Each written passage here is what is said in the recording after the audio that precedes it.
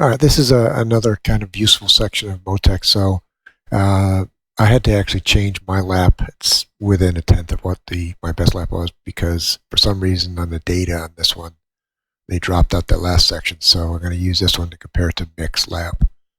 So again, Mick ran a 126.871. I'm running about a half second behind. Well, more than a half second here at 127.588. And here's what the colors mean on this thing.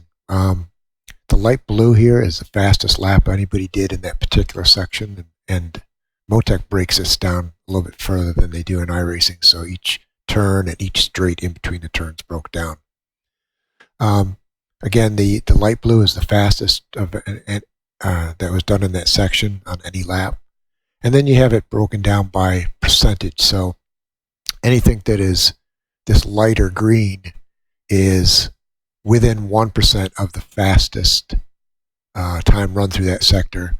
Anything in the dark green is within 2%, so you're getting a little bit behind, even further behind there.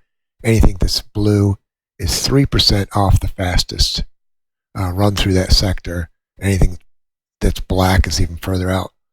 So as you can see from this lap, here's Mick's fastest lap here in this column right here.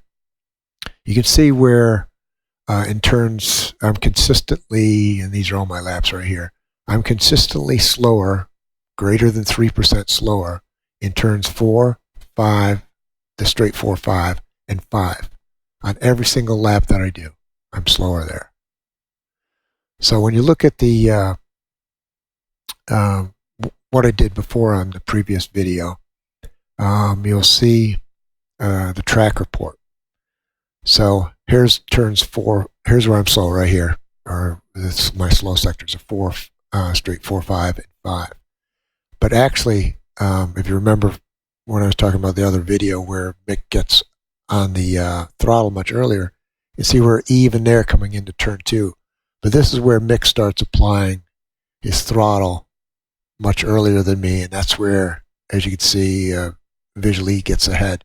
So he carries all his speed through. So even though I'm getting reported slower through these turns here, it's actually this part of the track I need to work on, this where I'm applying throttle at turn 2 and turn 3. And so, that's something that I've always wondered from before when I watch Mick's laps. Is I know he's a half second or a second and a half ahead of me, but I don't know where he's picking it up. And this right here here's a big consistency in where I'm slower, but here's where he's actually pulling it off. Here's where Mick gets on the throttle much earlier than me, and that's where he carries all that speed through the next the next 2 corners. So that's where I'll concentrate my effort. So that's kind of handy to know. And there it is right there visually. But yeah, like I said, you have to step back. You can't just look at the sector where you're much slower, and I'm 3% or greater slower there. You have to go back and say why. And where he's picking it up is on 2 and 3 is where he's picking up all the speed.